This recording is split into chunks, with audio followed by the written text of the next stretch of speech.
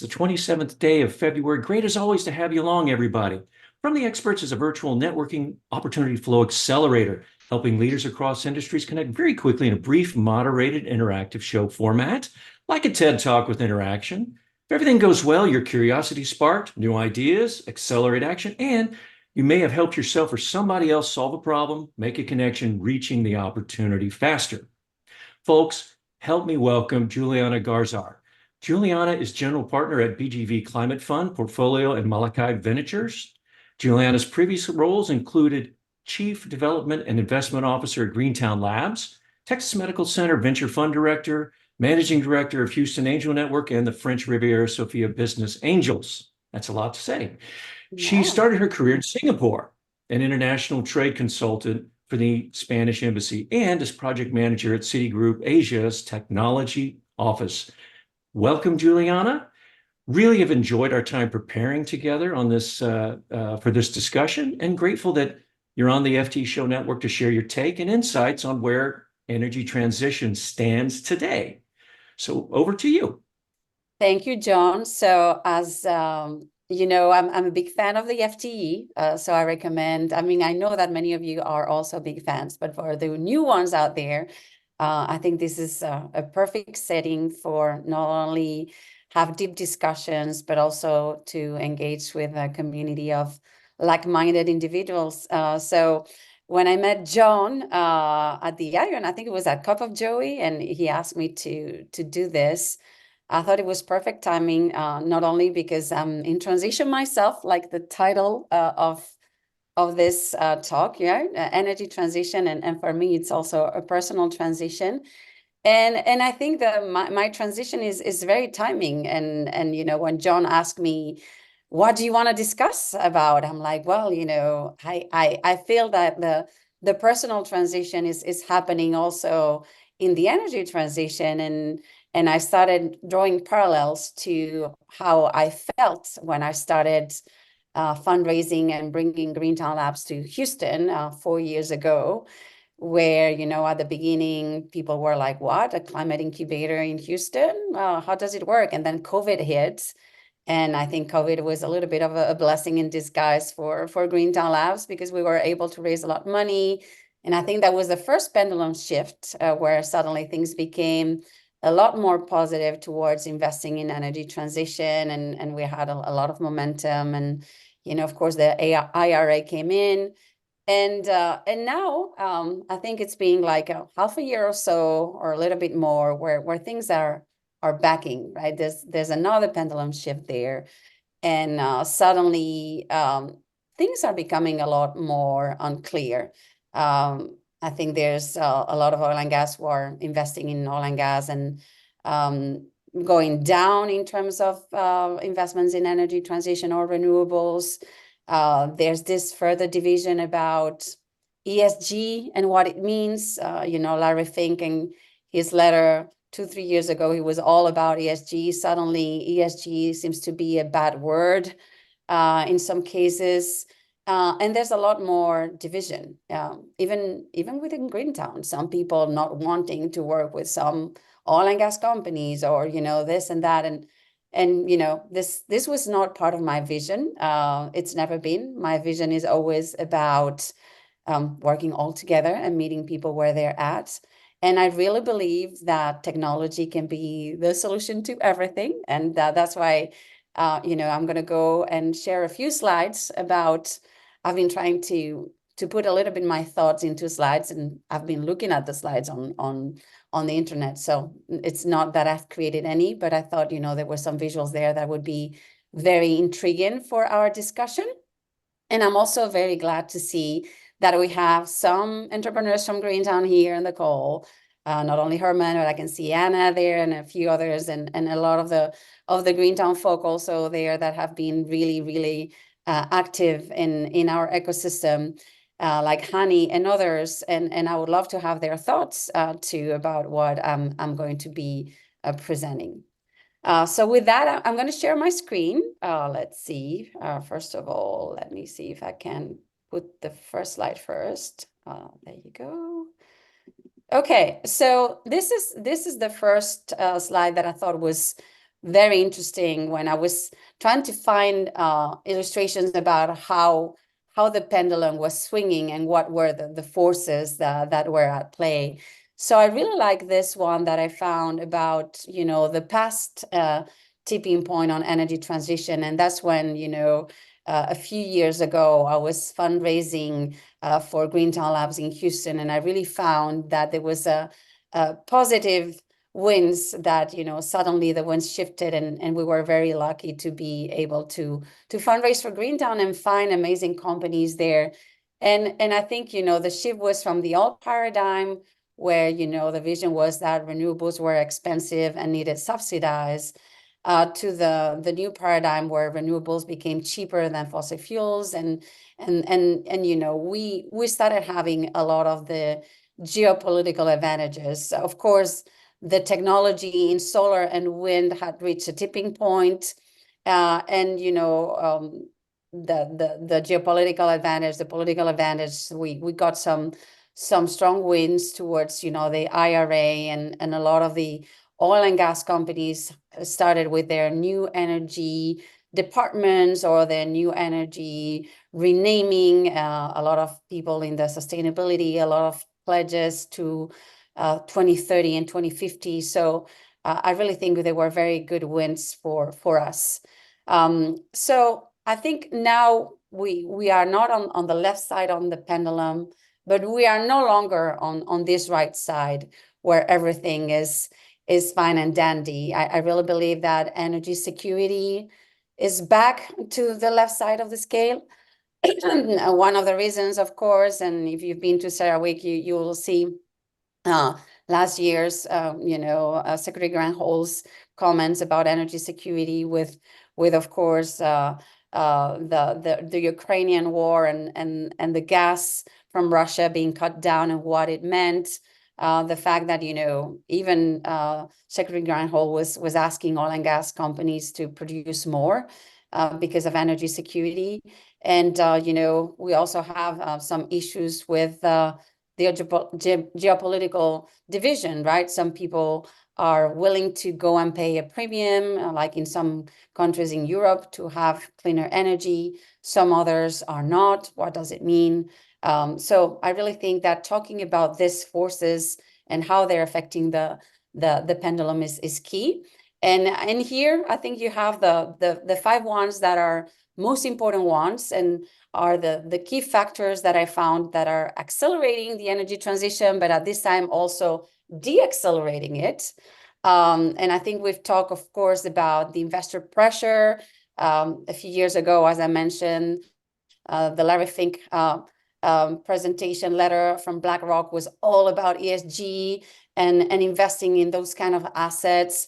The last letter of BlackRock is not as rosy, and they're like, well, oil and gas is still here to stay. In terms of economic pressures there, we've seen some divestments in the past on the fossil fuels, but now we've seen also some reinvestments. We have companies, and I think, John, you got some feedback there that companies that, have, like BP, are starting to reinvest again and not invest that much or back down a little bit in their energy transition investments.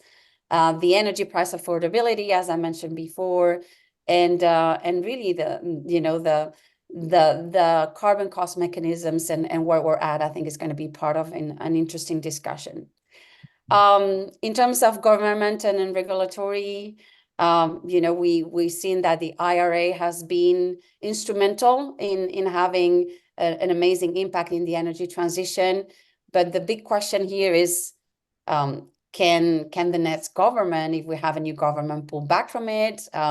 Do we have to implement all of the IRA? I think there's very interesting questions out there of some people saying, like, how is this money gonna flow, and is a new government or new regulatory tendencies going to change that flow of money, or at least make it slower. In terms of social, of course, there's a lot of grassroots movement that has been pro energy transition, but at the same time, they didn't want to connect with oil and gas and meet them where they're at. I'm a very strong believer that, you know, we need to engage the oil and gas industry in the energy transition. We're not going to be able to do it without them. So what does it mean when you become an activist and start having legal action, you know, against some of the oil and gas companies, or even against BlackRock for suggesting that, you know, ESG investing was a good thing? So, you know, maybe a good question here is the unintended effects of grassroots environmental movements, and how they can, in some cases, even hinder the energy transition, right? So that's something that I think it would be a good discussion point. And of course, my favorite point, the technological towards the end, right?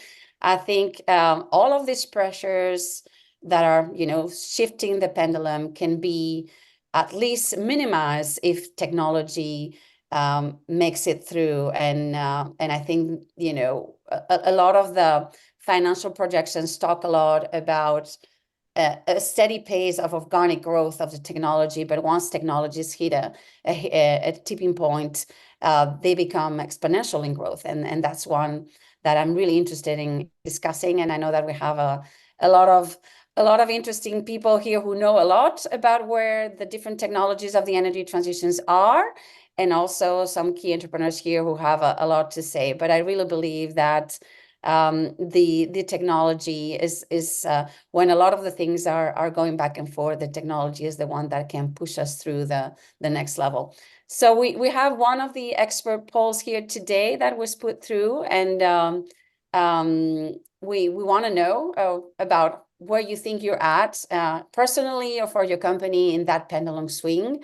If you are towards the far left, where, you know, when we started with, you know, investing a lot in oil and gas, the far right, where, you know, you're still going all in about energy transition, or somehow you're a little bit more in the middle than when we started a few years ago. And also, what is the general impact on your company's investment today? If you are investing more, less, reducing investment in oil and gas, or, you know, putting in more, we would love to know where you're at. I think it would be a pretty interesting thing to discuss. So with that, I'm going to pass to the next slide. I don't know if I can do it without answering all of this. Just a second. I'm just going to answer totally randomly to this to be able to get to the next one. I don't know. Let me see. Okay. You should be able to. Yes. Okay. There you go. I think if I've submitted my poll without much thought, but hopefully I think I still managed to think through my answers. And now I'm going to talk to, I'm going to get to the next slide. There you go. About 8 minutes or so for your Okay, remarks. perfect. So with all that being said, I think, you know, we are this is the energy transition timeline and the commitments for 2030 and 2050. And where, you know, this is from DNV, which I think is, you know, very, I love this kind of, you know, timelines where we can be a little bit more visual about what things mean.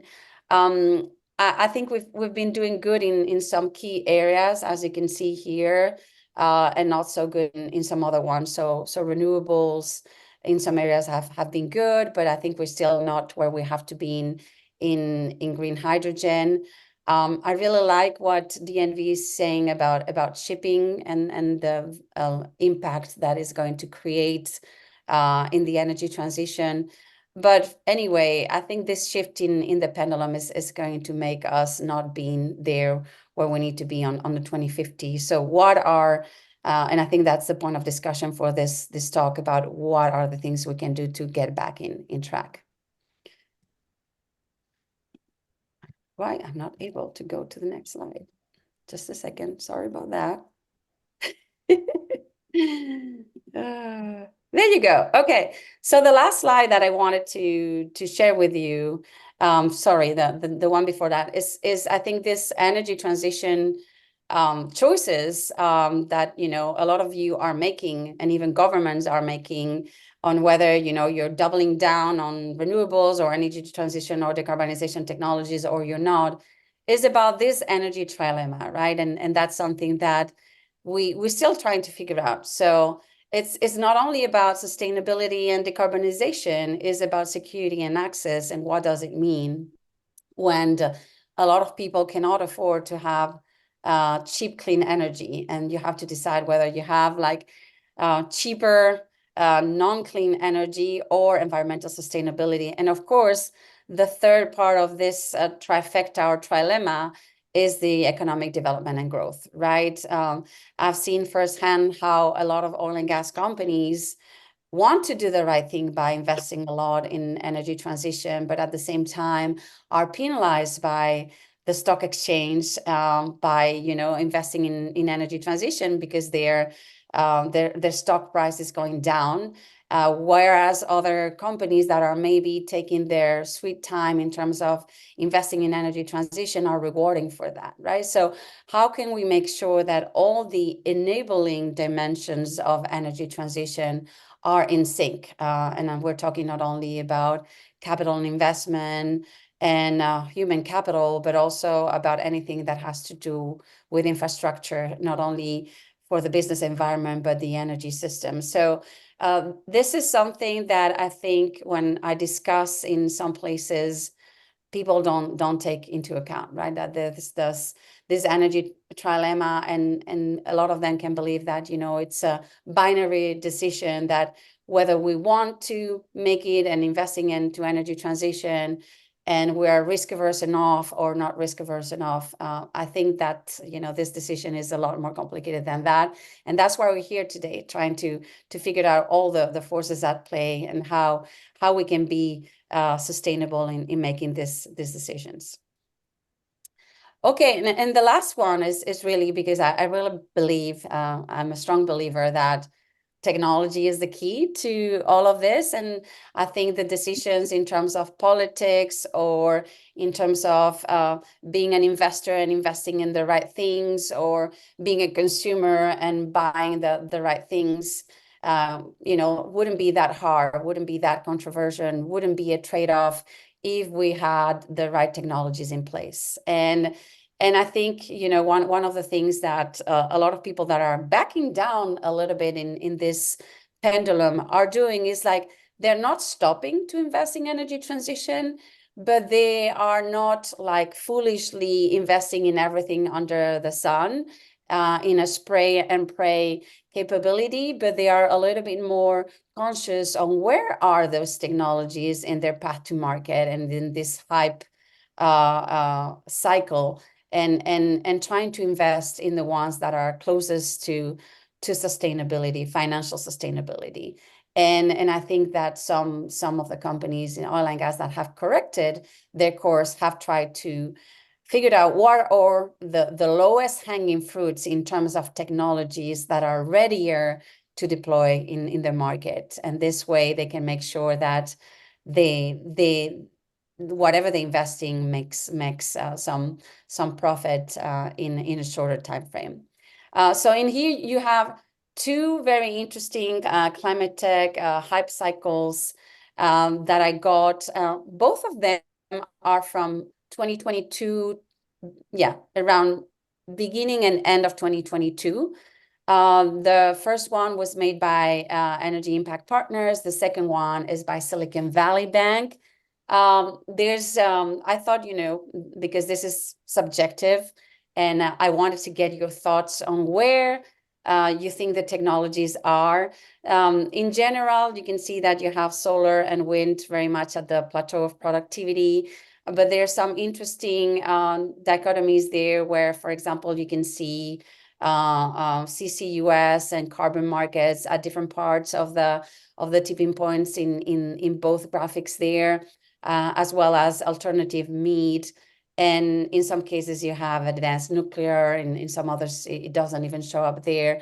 All in all, I think those are two very interesting hype cycles. It's been almost 2 years since this things were created. So I would love to see where you think are further down the hype cycle line towards the slope of enlightenment than maybe shown here in this in these graphics, and whether you think you agree with these perspectives from SVB and Energy Impact Partners.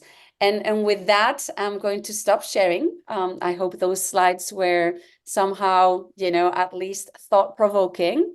And, I think it's time for me to open it to the floor. Learning a little bit more about where you're at. And I think it's going to be very interesting to see the poll results. So, John, do you want to go with me through the poll results? Yeah, absolutely. Everybody can see them right now. You're Yes. welcome to drive through it, Juliana, and just share any comments that you have. Yeah, so I like to see that, there's that a lot of people think that is a correction right there, right? Because it's not only about our willingness to transition, it's what the market dynamics are telling us to do. So there's only 10% saying that the pendulum has swung too far towards the energy transition. 66% feels that it's in the middle right now. Some people feel like there's, still we've gone too far back to where we were before. So I really like this. I think it's pretty balanced, which means that we're going to have a pretty interesting conversation and a pretty interesting discussion going forward. Okay, the second one. Oops. Okay, I don't see it anymore. Can I Okay. make a correction of that? Yeah. I answered 1A because I misunderstood the question. I meant 1C, so there's 10% goes to zero. I probably was rushing to read the question, and I apologize for that. I was rushing too because otherwise I couldn't, When but I read right, I felt like the conservative right. So yes, yeah, I felt I political understand. here. I Yeah. understand Right. the right conservative or the Yeah. right of the pendulum, and in the Yeah. pendulum would put energy transition to. What else you got? Else? Yes. So the general impact in your company's investment today. So let's see. 55% is investing more in energy transition, which is great. And 17% are reducing investment in traditional oil and gas assets and technologies. 7% is investing more in oil and gas assets and technology. 17% reducing the investment in energy transition energies and technologies. So we can see a pendulum swing there. No impact. Our strategy and behavior has not changed. So I really love it. It's a little bit all over the place, which is great. But I'm glad to see that people are still, going through with their investments in energy transition and technologies. Okay, so the forces that you think impact you the most. Economic, 48%, investor pressure, 21%, social, 34%, engaging and promoting environmental responsibility.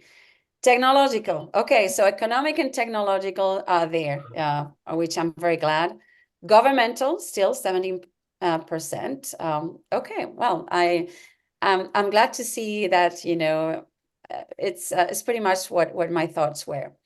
And basically, the last but not least is if you're investing in clean technology, 72% yes, zero no, which is great, and a maybe there with a 28%. So I think this is pretty much where we're at, and I think the poll has been really, really constructive. I really like the questions we put together and the answers that we got, and I think they could be great for a wonderful discussion.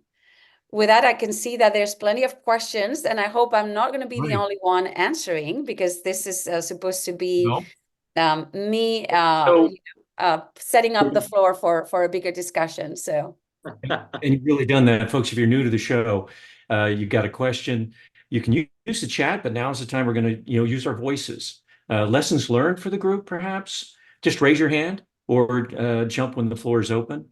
Kindly just share, who you're with, and what your take, where you're coming from on this, and let's keep it flowing. And if I call on you and you want to pass, just say so. It's no big deal. oh, come on, no passing today.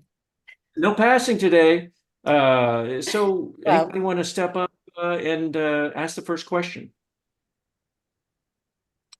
We have Alex Alex, I know you're coming from the venture side. Any take on what you've heard from Juliana today? So I like Brian's comment about the pessimistic outlook on ESG and transitional energy. I love that. Everybody still want on this, but no one wants to pay extra for it, and that's correct. That's why the That is so markets are penalizing companies that are going too fast or perceivably too fast in energy transition. Well, I mean, look, I think you've already seen this, right? With Yeah.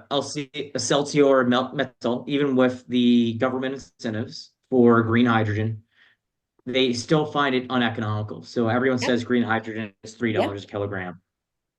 Typically, you find hydrogen's actual cost is around 8.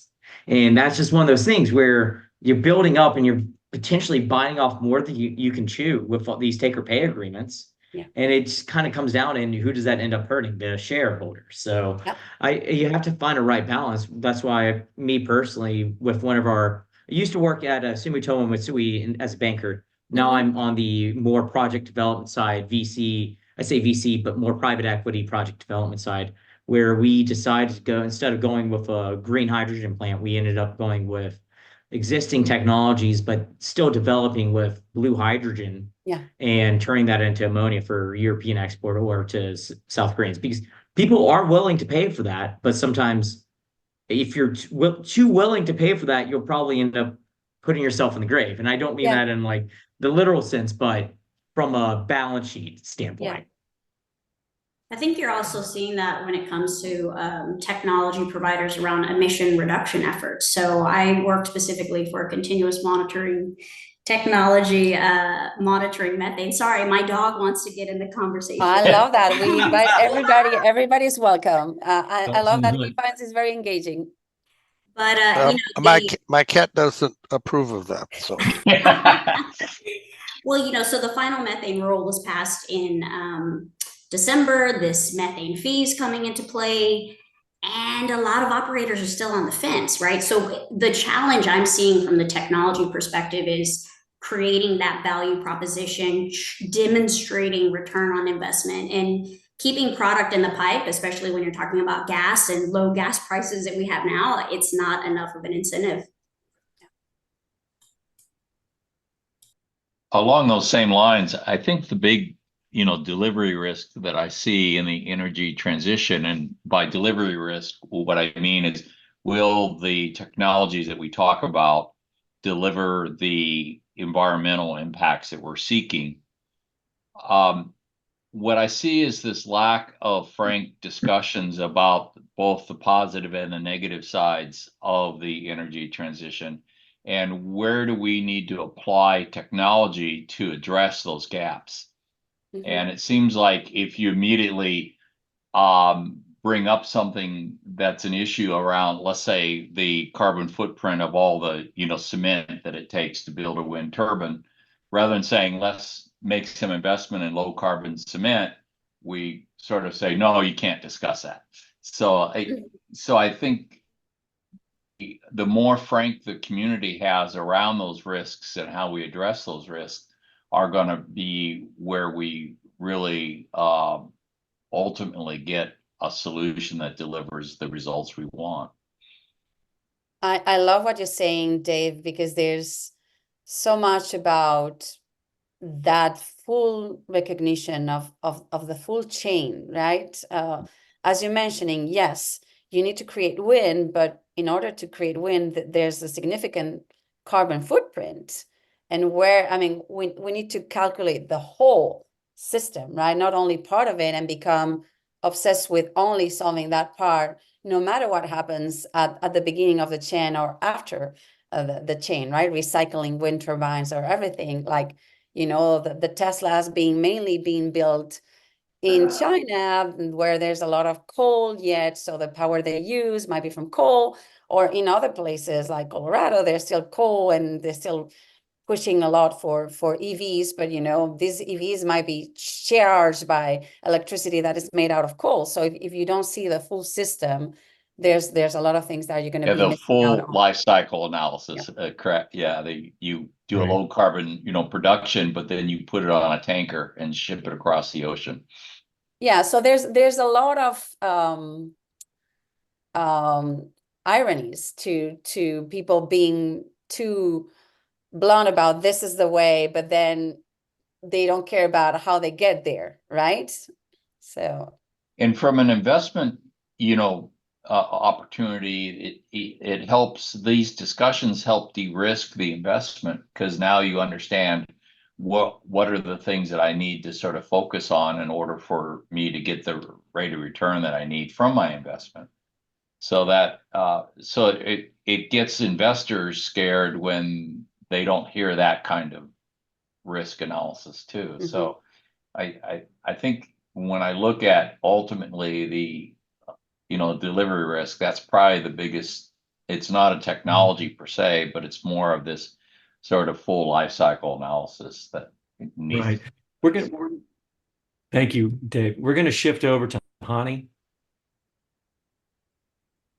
Hani, you still here? It's your turn. Or you took your hand down, but I'm assuming you still have something to share. Okay, Hani, last time. Okay, Folkmar, you're up. Yeah, And then Andre. thank you so much, Juliana, for this. I think we have to look at the overall ecosystem, and I posted something out here. How do the different parts work together into a electric ecosystem? I brought up the keyword transactive energy. Yeah. Because the shift of going into renewables is a complete transition of how energy will be produced and sold, and their economic backbones behind this that will completely reshape how our electric infrastructure will work. I highly recommend reading on transactive energy there, virtual power plants, and so forth. And in terms of the different technologies, I mean, they will all come. I see a shift. I mean, when we talked about renewables in 2010, it was very startup based and everything, and now it's more institutionalized already. Now we're having huge projects. No one's talking about them, but they are happening. So the pendulum is not going back. In contrary, and we have to meet the provisions of different governments, US, German, Chinese governments for electrification. So that will require enormous investments into EV infrastructure, solar, microgrids, and so forth. So there's no way it swings back. And the other point I wanted to bring about, we have to look really, like, let's say, where these emissions happen, and some emissions happen naturally through the Right. earth. The earth is producing tons of CO2 and other gases, and not and we have to keep that into Thank you. consideration. Thanks. I'm done. Thank you. I'm going to shift now over to Lisbeth. You're muted. Yes, I was muted. Hi. Thank you. Yeah, you gave me a direct question here, but as a Where are you comment, coming from? Tell them where you're coming from. I'm coming from Norway. I spent huge part of my career in DNV, so I was very happy to see the references to Yay! Energy Outlook. Yeah, part of setting that in motion some years Yeah. back. I've been part of the energy transition for a long time. Started working renewable energy back more than 10 years ago, and seen the shifts in the pendulum going both ways. always in different parts of the world. And today I kind of split my time between Norway and US. Mm-hmm. I must say I'm surprised on how small differences there are in the debates and the actual things that are happening in Norway and in Europe versus US. I think we're in seeing lots of the same discussions, lots of the same calls for more efficient systems and more knowledge and struggle to make things happening, even with strong willingness from many industrial investors in particular. And I mean, we see in Norway, there's been huge push from many industrial investors and from oil and gas companies in actually investing in renewable energy. And we just can't seem to, it's not even the governmental regulations, it's the contractual parts, it's getting the whole value chains to work together. I think we're still struggling with the actual value chains. And then I'd like to make a couple of comments, because my scientific heart fully agrees that we need to understand life cycle analysis in different parts of the equations. But I think we sometimes forget the uncertainties of existing technologies and existing systems that hold so much risk and uncertainty. And then when we move into new technologies, new value chain, we model ourselves into sort of the analysis paralysis, where we can't do anything because we know that bullshit in is bullshit out, and there's always an element of guesstimates into an analysis. So I think we sometimes fall into that trap. So yeah, I just wanted to make that comment. And then I fully agree with the majority of your cycle, but one of the things I follow quite strongly is the development in batteries. And I think that just having batteries as one topic there is limited, because there are so many new storage options that are different parts of the hype cycle. That excites me. And one of them had division between lithium and lithium ion and the rest, and the other didn't. They put them all in so that's why I decided to put both, because it was interesting. I couldn't see the upper one clearly. I'm going to see. You will receive the slides, so excellent. So can we shift over to Andreas, please? Thank you. Yes. Hello, everyone. My name is Andreas Machakos. I have spent 32 years with Shell in Houston, and I recently moved on to other pursuits. I want to help us create a vision of what would be a successful energy transition. And if I was going to propose something, I think that one that would be that the whole humanity understands the risk that's coming ahead if we do business as usual, and the options we can take to avoid that with a concomitant maybe adjustments and sometimes sacrifices. I fear sometimes we say technology will solve everything, or economics will solve everything. It will help us solve things, but sometimes the price will not be the same. There will be. So I'm glad people are talking about the green premium. When the farmers are protesting in Poland today, in Netherlands last week, in Greece 2 weeks ago, for different reasons, but mainly when we're trying to enforce climate responsible ways, they don't see ownership in that. So can we create that vision? Maybe we have a diffusion of will and purpose. We could have the world's best technologies. If no one wants to use them because they don't care, okay, it will save me 10%. I like what I do. Don't bother me. I like to drive my old, Toyota Corolla. Okay, right. So maybe I'll just pose it as a question. How do we do that? That's my vision. Even transcend political affiliations. Why is it a political problem? It's not. Well, that's very interesting. I really believe that there are some technologies out there that can really, they are not only organically beneficial, like a 10% more effective, but can really change industries, and that has happened for solar and wind and batteries. So I think it could happen for others. Is trying to figure out which ones those are. That is the difficult part, right? Exactly. exactly what Molly just said. You got to have major behavior change and positive to be able to positively make an impact. True. So, Hani, would you kindly share?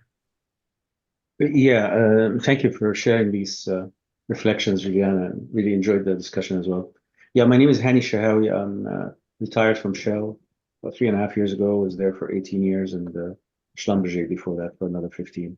What I do now is primarily work as an advisor to startups, but I'm also a small-time angel investor. I invest across a broad set of technologies, but I can tell you that I'm exceptionally cautious when it comes to energy transition technologies. Why is that? I think that's because I just want to reinforce one of the comments you made, and I think Dave and others alluded to that. Part of the issue that we've had in this current variant of the energy transition, and because of course there is the impetus to make a change quickly because it's urgent, because we need to take action now, is very often the systems view of things is missing. And very, very often, the techno-economics of how it will all work is badly missing. So it's not just about the technology, actually. It's about how the technologies enable a shift importantly in the business outcomes. And much of the innovation actually has to happen in the business models, I think, as much actually as in the technologies itself.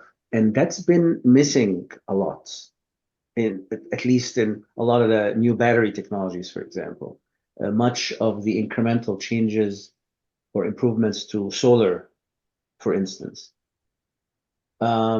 I think part of the solution, what is happening now is not necessarily a bad thing. I think it's actually sort of recalibration. I don't think the pendulum is swinging back.